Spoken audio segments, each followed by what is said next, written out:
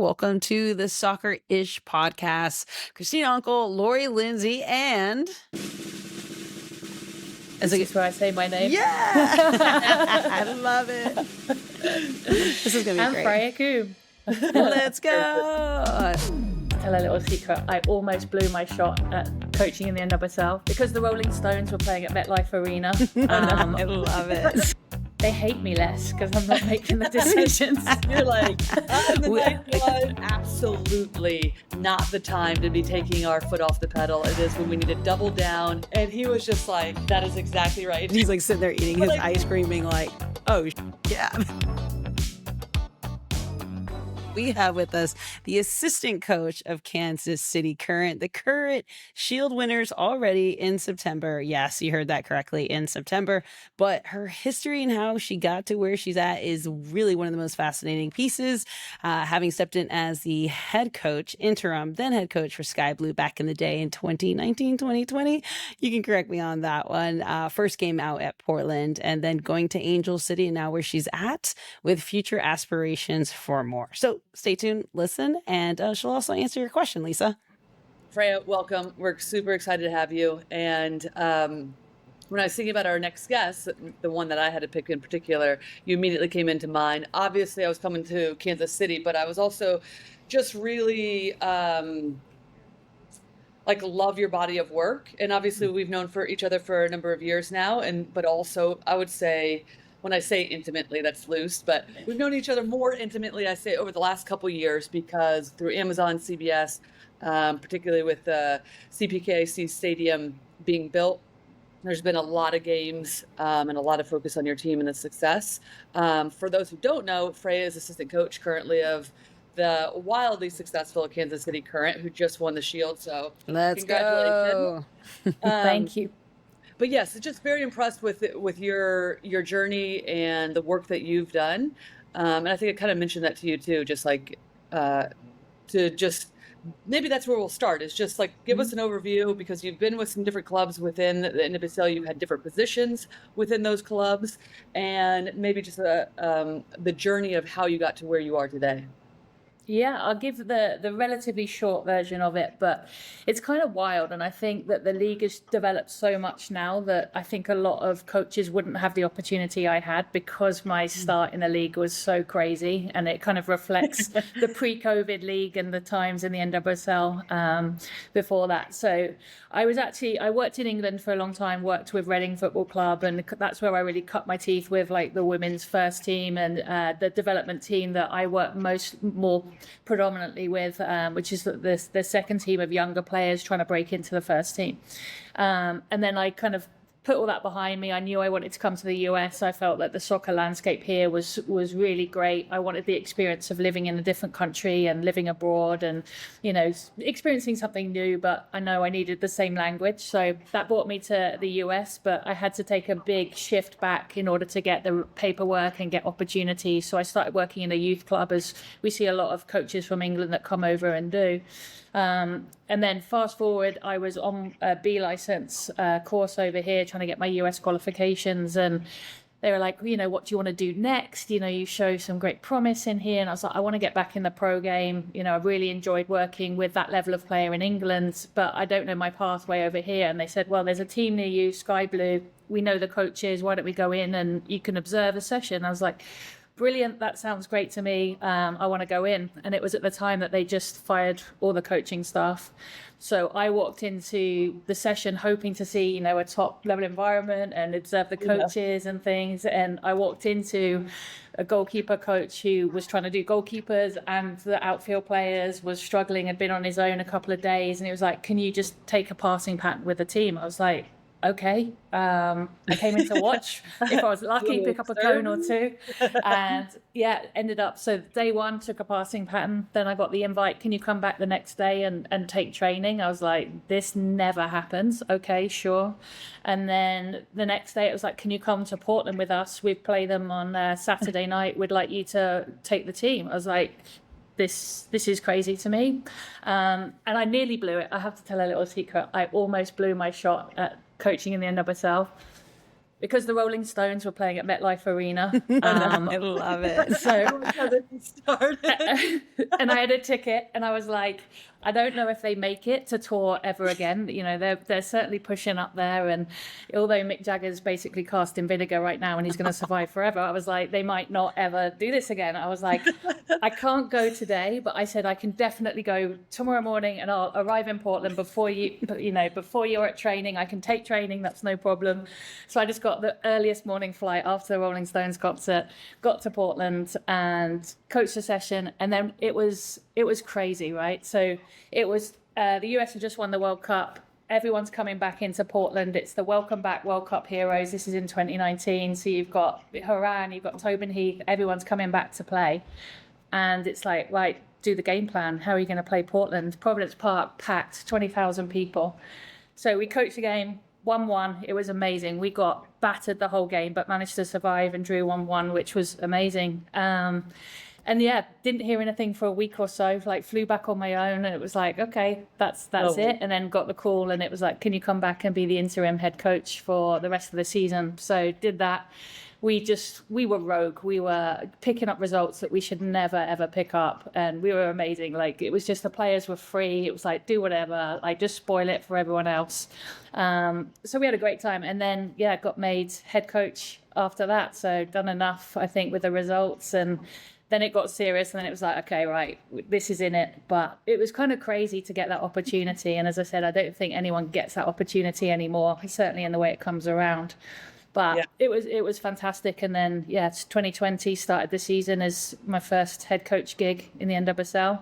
And then did a year and a half with Gotham, and then got approached by Angel City for that head coach role. And then went into there, and the rest is history. You're our people. You are definitely our people. You went to a Rolling Stones concert, mind you. Then you roll into Portland, like one of the easily, for me, was one of the most intimidating environments. I can only imagine from a player perspective, a coach perspective, but definitely from a referee perspective. Like, there is energy in that northwest side of it. So, yep, kudos to you. I mean, I think that's probably why you won, is because you went to the Rolling Stones concert. Like, you had to be at like a separate like energy level going into that game. It was wild. Like, credit to the fans, like, to go and experience, that was my first game I'd ever been a part of, let alone coach that game. I hadn't, confession, I hadn't watched a lot of the league before that. So it was wild that was, my first introduction, and it was a brilliant night. So much fun. It's got to give you goosebumps, especially like kind of as you mentioned, you came from Reading. Real quick, did you work with Jade Moore when she was there?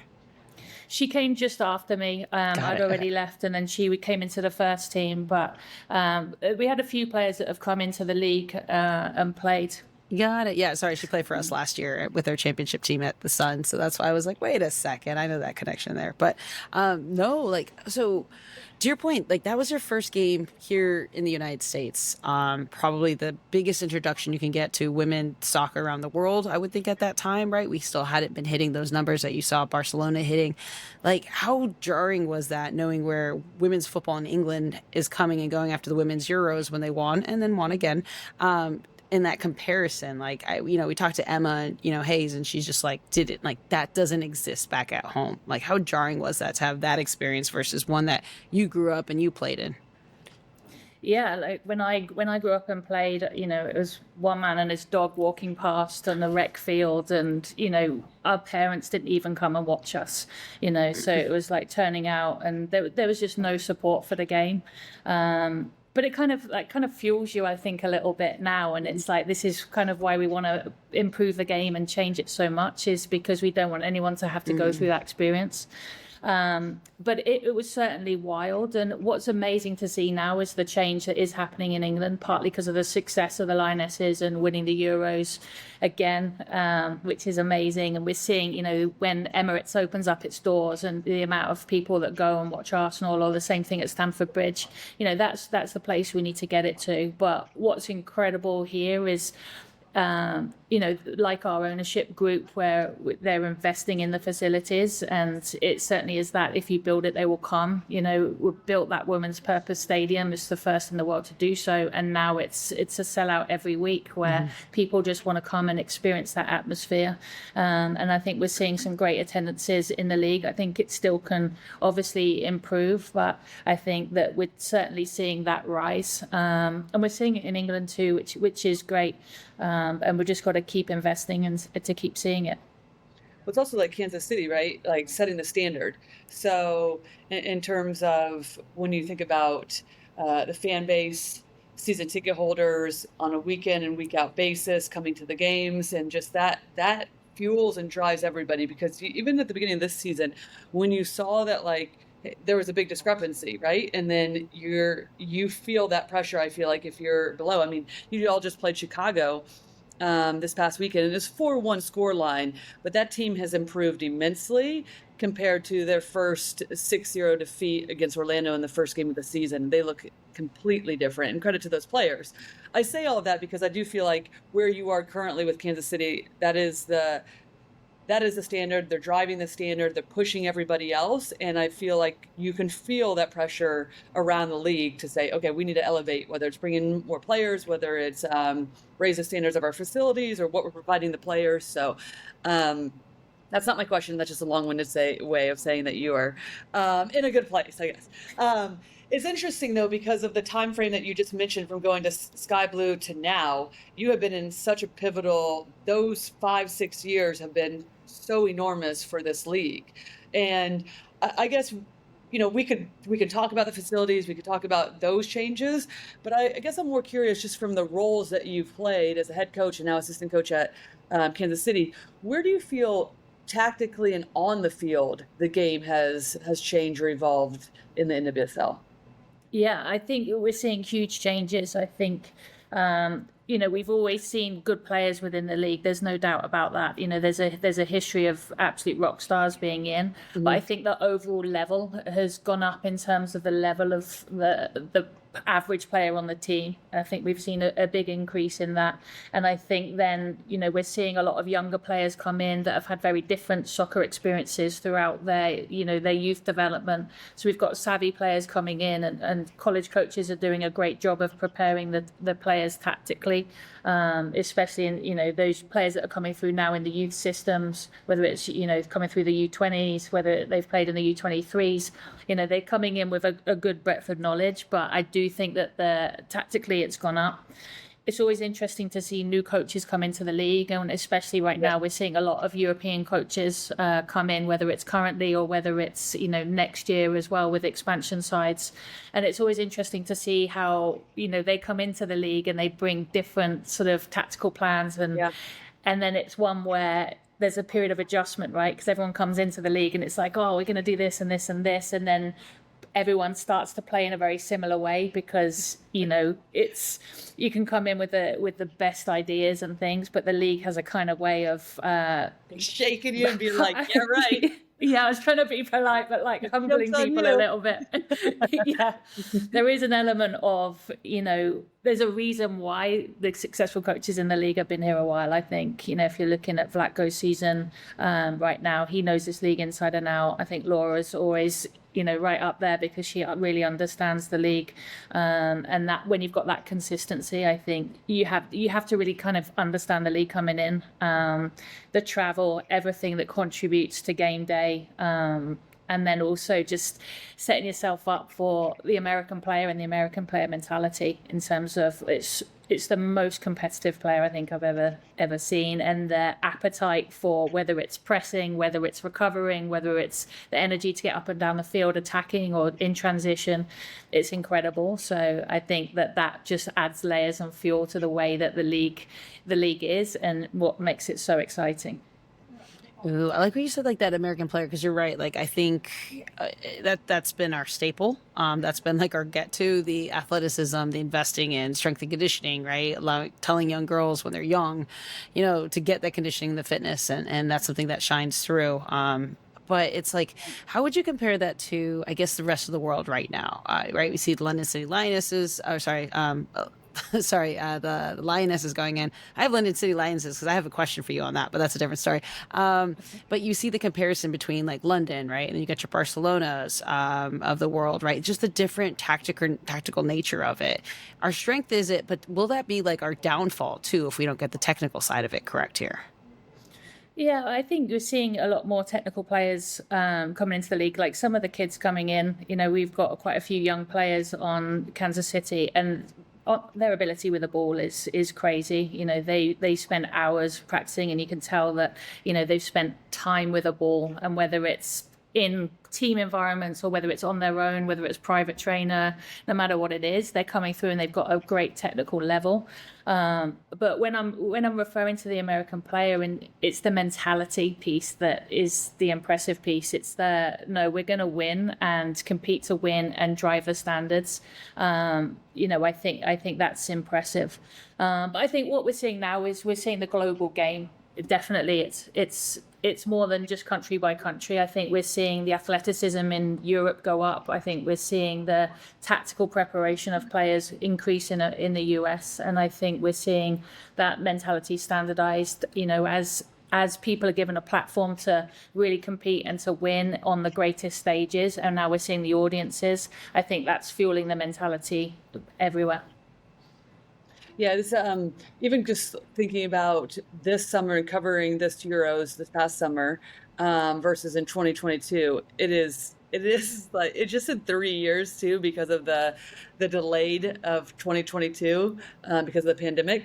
It is just, I'm going to use the word absurd, but it is just wild to see how much of a jump there was in 3 years, how much of a growth there was, and from the bottom teams to step up, and then the top teams even, but it certainly did shrink in terms of the competitive level and the competition between all of those teams. I mean, it's just extraordinary to say the least, and to just add on to what you were saying. What have you learned though the most going, let's even say from like an Angel City to now?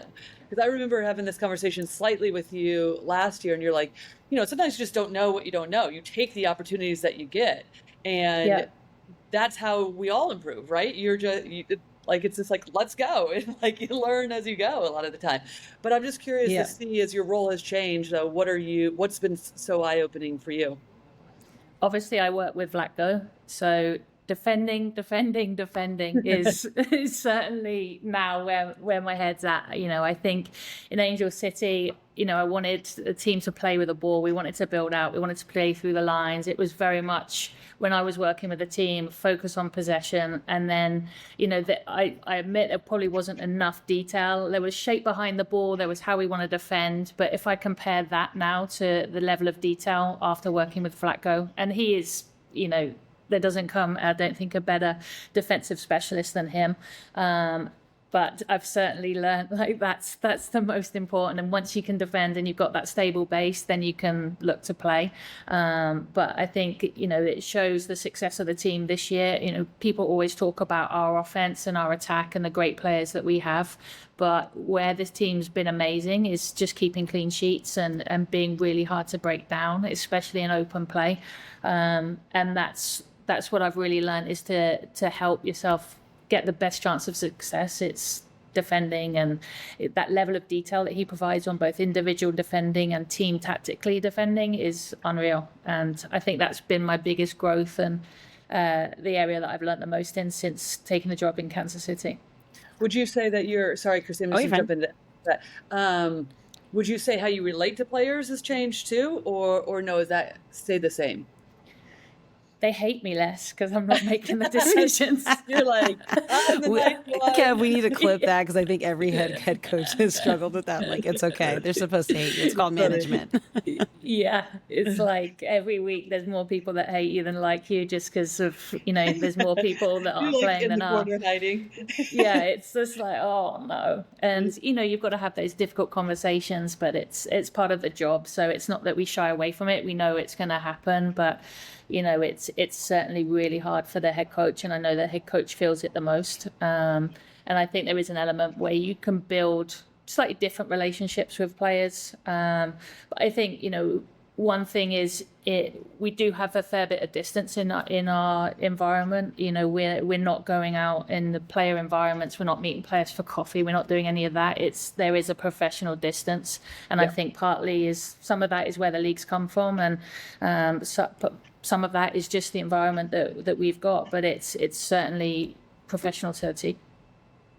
I was going to ask on that, kind of like that side of it. So I've seen Vlatko's career when he came into Kansas on the original, right? Before Kansas City sold and the franchise went away, and then it came back. And it was always fascinating because I was very used to, like, especially like the WPS era that we had here. There was a lot of international play. So you had the different technical and tactical. And then when NWSL came up, right, they stayed more domestic, a lot more college players, right? They were a lot more conscious about their budget, I think it is, to make sure the league stayed. And then I saw Vlatko enter the scene, and him having his background with indoor soccer, it was very, very clear those types of styles of play, and it was very, very different. So it's been cool to see him, and I agree with you on it, right? The all of the different parts of where his life has taken him. Now, I'm fascinated about your part of your life. Like, I always want to know, like, what made you want to be a coach? Because we have Bev Yanes on this podcast before. You know, I've talked to coaches all the time. I'm now in the position where I hire coaches, and I've been surprised at how little there are female coaches who want to be at the women's professional game. So I guess my question might be twofold: is what made you want to be it? And then the second part is, like, how do we encourage more women who want to be professional coaches, and where does that start? And how do people like me who are in those hiring decisions help cultivate that at that certain level? Yeah, I think for me, I knew that I wanted to be involved in sport. It was like going to university to study, and sport was really it. That was everything that I wanted to do. And then I was there making the decision, and it was really tough because often, you know, at that time, I'm not saying it's like it now, this was many years ago, unfortunately, it was like, if you want to work in sport, everything kind of suggested you needed to be an athletic trainer or, you know, a physical therapist. And it was like, oh, I really don't like touching people's feet and bodies. And I was like, I hate feet I really too. Want to do that. Touch feet. I was like, you know, it's like you've got an athlete, and it's like, hey, everybody. Hey, Lori. Well, I was like, that's not for me. I don't want to be like right in there. And yeah, so I was like, that's not for me. And it's like, okay, what can I do? So I was thought about being a sports psychologist, and that was my kind of pathway of study. But whilst at university, we had to do a coaching course, and then as part of my qualification and my degree. So I did that, and I was like, actually, this is kind of cool. And then I started making money by coaching football in the community schemes for Port Vale. Football in the community department, and then it's like, oh, I actually really like this, and I like being part of the community, I like being part of the team, and then it just grew from there. So that was my pathway, and I think I was lucky that I had people encouraging me at the time to get involved and to do it. I took a job with the FA as a girls and women's football development officer, and that was my first job out of college. So I was kind of in the environments working with clubs, and then I was very much supported by Reading Football Club when I was doing liaison work with them. They were like, you should get involved, you know, come and coach for us. So that was great to be given that opportunity, and I was there for 8 years in the end, and very, very grateful to be welcomed by them as I was. And I think now if we look at the coaches, you know, it's what's amazing but also sad is if you look at our league right now, we have, I think, 4 pro license qualified coaches that are all in assistant coach positions, and I don't think that any of them have necessarily been interviewed for head coach roles that have come up. And that's something that, you know, I think we should look at, is like what opportunity and what pathway is there for the step up and the support. It's the biggest thing is the support, you know.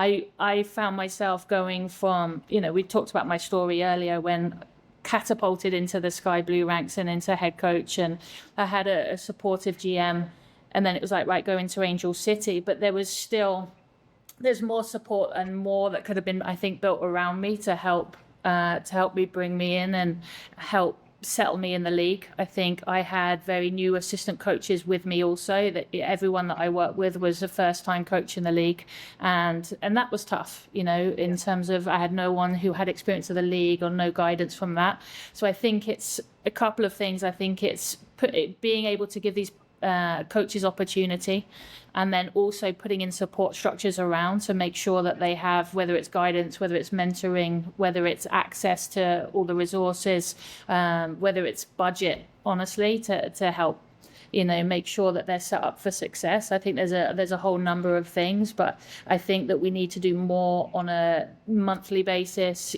throughout the season, to make sure that we can support the coaches that are ready and qualified, and ensure that they don't leave the league, because I think that's something that might also happen, is the coaches start to look elsewhere because they're not given the support necessarily within the league. And perhaps that's something that US Soccer can get involved in, or opportunities with a national team, and to keep them in the league. We've certainly seen that in a few camps where coaches that are assistants have been called into camps to help support some of the youth teams and also the senior team. But I think lots more opportunities like that need to happen, so that we've got this ongoing support for the coaches within these positions. Yeah, it's a really interesting conversation, especially as the league continues to develop, especially as more and more people take their license, specifically women too. And that was going to be my next question, though, is if you look at the landscape of our league right now, only 2 women head coaches. And I would just be curious, and it's something that Laura Harvey, being one of those head coaches, that speaks a lot about, whether it's being asked directly or in any sort of press conferences that she has. She's not afraid to speak about it, or the lack thereof, more head women's coaches. So I'd just be curious to hear your thoughts, maybe why you think that is. And yeah, I mean, that really is the question. Like, why do you think there's only 2 right now in the NWSL? Yeah. It's not for the lack of qualified coaches, certainly within the league. So, I'm not on a hiring committee. I don't know why there's an absence, Yeah. All I know is that it's a shame, and we're not doing enough to try and put these coaches in positions where they can get access to an interview, where they can, have conversations, be invited into the conversations, and doing enough to promote. Obviously, this is fantastic, but are we doing enough to promote the women in the league, and not just in assistant coach roles, but in all the roles where we have women that are in senior roles? Can we promote them more and raise awareness that these roles do exist and these people are doing excellent jobs? Well, especially too, in your point of view of, like, also once you're in that role, the support around it, right? Yep. I was gonna say, yeah, that was probably one of the biggest things you hit, because like in the NFL, right, they have the Rooney Rule, which is requiring, right, you to interview someone of DEI, diversity, equity, just a different background, because historically in NFL football, it's the same Caucasian male who's the head coach, right? So it's like trying to branch out of that. I've always thought about those questions of like, do you have that, and make that a requirement similar to a Rooney Rule? Because until you start deliberately and intentionally start thinking, you usually continue to hire the same people that are kind of like you, right? The same kind of mode. Like, actually here, like, we kind of always laugh. We just always somehow end up hiring women, not because, we're women prone at the club, but because it's just the most qualified applicant. But then I'm like asking myself, are we hiring because we're women and we're women hiring in those positions? So it's been an interesting conversation back and forth as to, like, do you intentionally do that? I know for our technical staff, that was something that was very deliberate and important for me, is that we interview multiple women for the position as well too. But then that's where I think I discovered, kind of, Freya, to your point, is like they didn't have yet, at least in our league at the Gamebridge Super League and the people that I was interviewing, the experience yet to step into a professional D1 environment, especially like the craziness of a startup league, right? Like, there's so many things that come with that. I mean, probably similar to you, except at Sky Blue, like, you were already in a professional league. I do wonder, do you guys, that support side, do you guys all have an organization or a group, or do you guys all call each other and support you?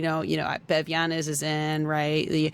You're involved. I know in the Gainbridge Super League, right? Denise, my head coaches, they just announced Allie in Fort Lauderdale, but we only have 2 female head coaches. Last year, I think we had 3 or 4, and then the majority of them were unfortunately fired after the first year, except for Denise. Allie was just promoted in Fort Lauderdale. Like, is there a group that has that conversation? Because, like, to your point, it's like CEOs and companies. You look around and there's really no one you can talk to. You're at the top, right? And a lot of the management, the leadership stuff, it's like hard to understand. And you use the word like setting up your coach for success, right? I always I need to always rephrase that too when I look at the sporting side. Have I set up this coach for success, from financial resources to personnel resources to the environment that she's in? That do you guys have like that network? Because like that, there's things I like. I just think it would be so invaluable for you guys to all connect. I just don't know if it exists or if it's just all informal. Yeah, it's all informal right now. So, we're obviously the coaches within the league, women, we all talk to each other and we're all really supportive of each other. Especially when we see the highs and lows, the roller coaster of the league for different people. So I think that we're all very supportive of each other in that moment, but it's certainly informal. There's not any formal communication around it. Okay, shift, which is like, well, go ahead. I feel like you're going to say something to that, Christina. No. I mean, like, this is where my brain goes. I'm like, great formality, right? Because, like, at the end of the day, I could, like, we sit here, we talk about, the players from NWSL and the Greenbridge Super League and the movement back and forth right now that we have two pro teams in the United States, right? And then what you guys are doing at Kansas City with HB Kogue having a team internationally, right? We see, Michelle King doing that with the London City Lionesses and, Washington and, all of these, Lyon and all these teams that she's growing and stuff like that. I'm like, as I think about the players, why don't we think about the coaches like that too, right? We are a young league. We can develop a lot of coaches in the Super League, right? That there's not as much risk as maybe at your guys' level, having 14, 15 years established in the league. Like there's opportunity to grow and develop those coaches, I think. And I don't know. I think there's just a lot of cross pollination because we joke. Sometimes you say like they're all happy with you in preseason, and then once season starts to kick off 2-3 months down the line, you don't have as many fan favorites out of the 24 athletes that are playing for you. Yeah, I think we can also do a little bit more because I think there's a number of teams this year that have had a coach missing for whatever reason, whether it's illness, whether it's suspension, and every time the coach has stepped away, it's always been a male coach that has gone in and taken that interim role. And when it's a week or it's a game suspension or it's 2 game suspension, is there an opportunity to put a female coach into that role and allow them to take the game, and to live that life for a weekend, in terms of their development. Or we've seen it where coaches have been overlooked when they've had that head coach experience, whether it's one game at a time management, but this is an opportunity where I think we could do more to elevate a female coach on staff who's appropriately qualified and experienced. When we know it's a game, 2 games, I think there's opportunity in those moments too. Yeah, no, I mean, I love this conversation, and I feel like it's like has been needed for a long time, even when I was playing on the player side. And now you have the union, you have like that type of connection and like ability to be a voice for one another, right? But I do very much feel like that needs to be the case for coaches and for the female coaches as well. I wanted to pivot back, though, a bit more on the field with Kansas City currently and just ask about, what, like this has been a historic year, right? You win the Shield in September, which is extraordinary, the fastest team to do that. The standard, you rotate heavily this past weekend against Chicago. The standard is just exactly as it would be if you had the 11 typical starters, right? Regardless of like, I know the storyline too about like, this isn't just an 11 player team. There's very much the entirety, and you can feel that amongst your organization. But why are you in this position, do you feel like? Like, why have you been so far ahead? You lose 2 games in a row, and then it's like never again. So, and then you start to have that pile up underneath you, and teams are chasing one another now. But I mean, you are all just like up here doing focus on yourselves. What are you doing differently, do you feel like? I think the big thing is, Vlatko came in right at the very start and he brought in top people. I think if you look at, everyone that's in their department and the coaching staff, the technical staff, he's like brought in top people, and then that set the precedent for the environment and the standards within the environment. And I think that's something that we've never let drop in terms of the training environment and, the professionalism that we have every day and what we can give to the players and what support they get. And I think that stems from whether it's equipment, whether it's the, food and support staff, whether it's medical, whether it's performance, whether it's coaching staff, it's consistent across. And then I think that is why to your point, when we played against Chicago, and you've got people coming in that have maybe not seen as many minutes as the 11 people that have got high minutes within the season, the standard doesn't drop because it's the training standard. It's the day in, the day out. We don't raise the level for game day and then come off in the rest of the week. It's everyone is competing every day, and the players are unbelievable to each other, in terms of the culture. Everyone is there to really come in and compete. And I know that is said in every environment. People aren't in other clubs, taking days off or anything like that either. But I think that we have a culture of like you get on with it, and we don't encourage whining. That's one of our things is just don't whine. Just get in there, and if you need to vent, call your family and call your close ones. But just in the environment, you get on with it. You come into work, you show up, you give your best, and I think that's something that everyone in the environment striving to do, so it becomes infectious. And if that day that you're not giving your best, it's noticeable because everyone else is giving theirs. Yeah. Christina, I'm just going to do this side note because I think you'll appreciate this story. We did a wonderful feature on Dolch for the equipment manager for Kansas City on Friday night for Prime Video. And basically, they've had like a GPS on her before. And speaking to what Freya was saying about Vlatko bringing in the top people, Dolch was like the very first person that he hired. He knew her from U.S. Soccer. He worked with her on the national team. He's like, I got to have her. She sets the tone for every training session. I'm going to abbreviate this story, but they've had the GPS on her. She like runs more than players. She's sprinting. She has every station set up for training. So it's like, you go from this station to the next, so you can keep high intensity or whatever you want the flow of the session to be like. But I think also the part of the story that I love that Vlatko told us was after he won the Shield a week and a half ago, he had like gone to get ice cream with his family, came back to pick up the tape for video or to watch the game back. And he was in the training facility, and the equipment people, Dolch, all in there doing the wash and everything. And he was like, seriously, everyone just go home. What an accomplishment we just did. And I guess Dolch looked him in the eye and goes, this is absolutely not the time to be taking our foot off the pedal. It is when we need to double down and keep the standards as high as possible. And he was just like, that is exactly right. And he said he contacted all of you and was like, never mind, get it. Like, here's what we need for training tomorrow. Clip all these things. So you guys can thank Dolch then for doing that. I can imagine he's like sitting there eating his ice cream being like, oh, yeah, that's right. Yeah.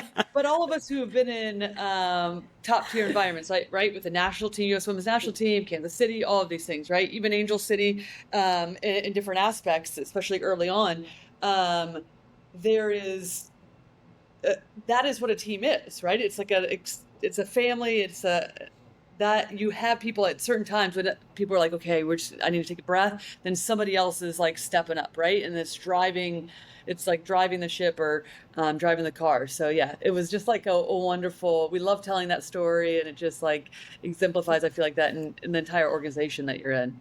For sure. And like, I didn't know Dolch before I took this job. We met in the club in pre-season, and I remember speaking to her, and I was like amazed by her standards right from the get-go when it came to training.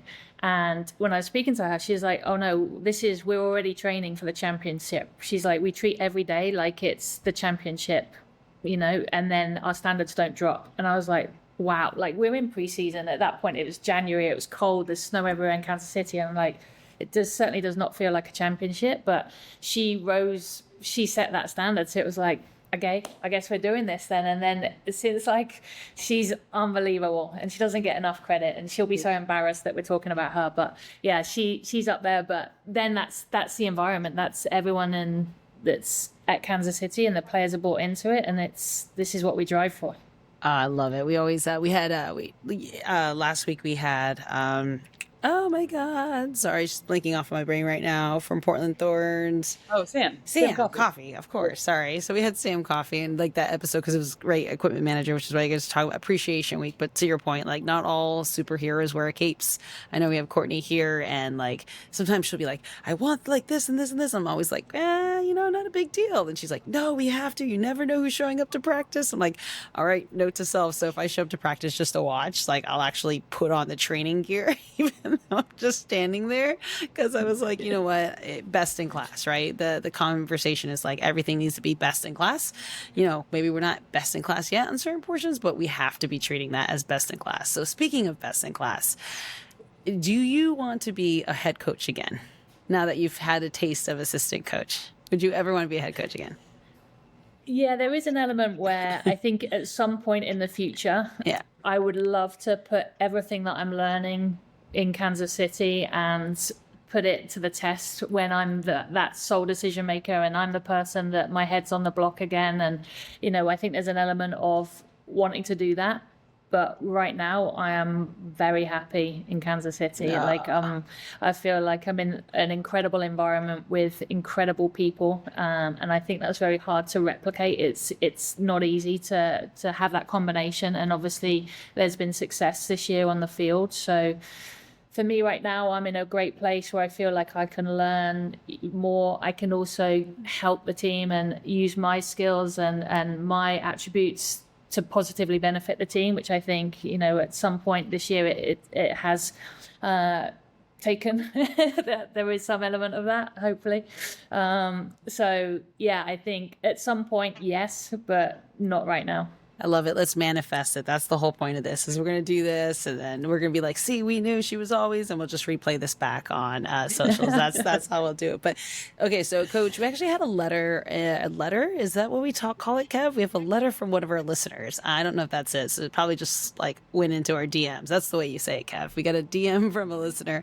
I'm going to mess up her name probably, so I apologize, Lisa de Pontbriand, I'm thinking. But Lisa, thanks for your thing. And she actually had I think it's a legitimate question, right? There's many people now that are becoming fans of soccer, football, and they don't understand the numbering system, right? So like, right, I had friends in Mexico, right? You had your number 1 through 10, right? You played the number 10, you wore the 10, goalkeeper 1, 9, 9. But now we're having all these different like numbers, for example, like, right? So you guys have Cooper, who's 9, Setnor, who plays 10, right? But then we had Sam Coffey, who wears 17, but she plays the 6.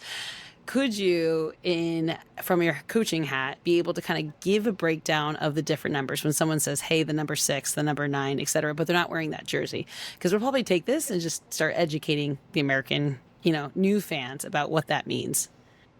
Okay, yeah, we'll go front to back. Goalkeeper, still number 1, but even though they wear ridiculous numbers sometimes.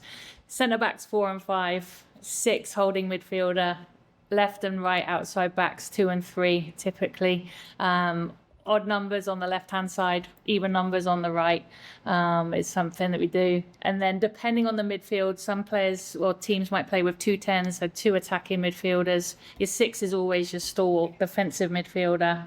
9 central, depending how you do it, single 10, or if you've got a box-to-box midfielder, sometimes the 8, and they might slide alongside the 6, but they're the versatile ones that can just do everything.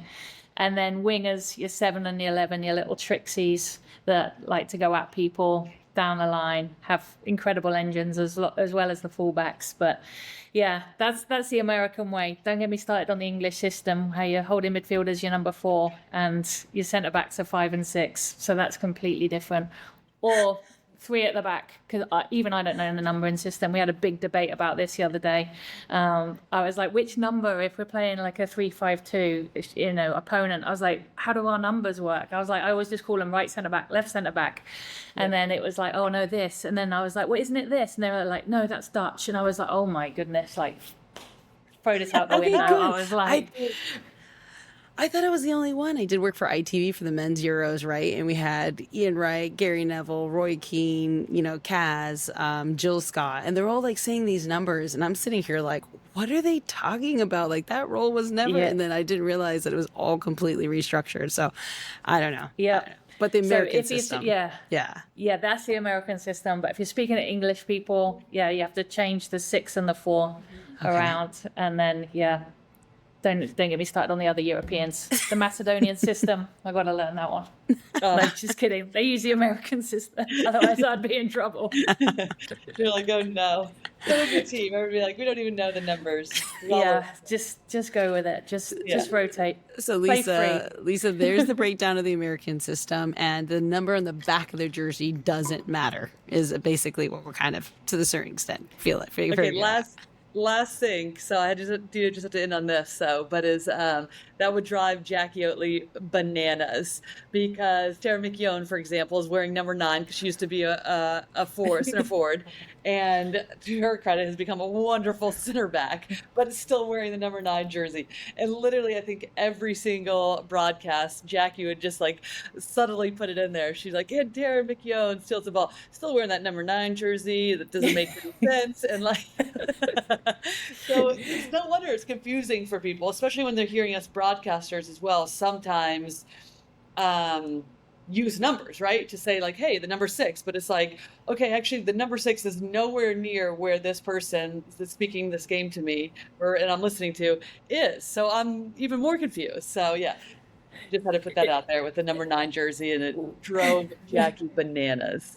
I love how we have it right in the locker room. So the players sit in number order, but depending on who's playing that day, the squad could look very different. So the players shift, and then we've got, big numbers in the 90s, 70s, and things like that. And I'm like going in, and it's like, right, I've got 1 minute where I need to speak to a person, and then it's like you have to scan the locker room. It's like, where are they sat today? It's like it could shift anywhere. And so it's like, oh, their number's here, let's go for this. And then it's like, oh, where's number 37 sat? Like crazy numbers. Yeah. The things you don't think of. Well, thank you for your time with us today. I mean, I've learned a lot. I was really excited. Like I said, I stepped off of the professional level at the end of 2019. So, but definitely tracking your rise to the top. Sometimes it doesn't matter how you get the chance, as long as you open that door and you keep pushing through. And thank you for doing that, because it's been exciting to watch your journey as a coach. And thank you for continuing to champion it. And like I said, we'll manifest that in a couple of years for you to become a new head coach, and I can only imagine how much of a powerhouse you're going to be then with all the information and knowledge you have. So thanks for jumping on the podcast. I appreciate it. Lori, thanks for inviting her. She's incredible. Freya, you're the best. Thank you so much. I really appreciate your time. It's been like such a good insight, and to see you in a different capacity than then on the field before games or after. So thank you.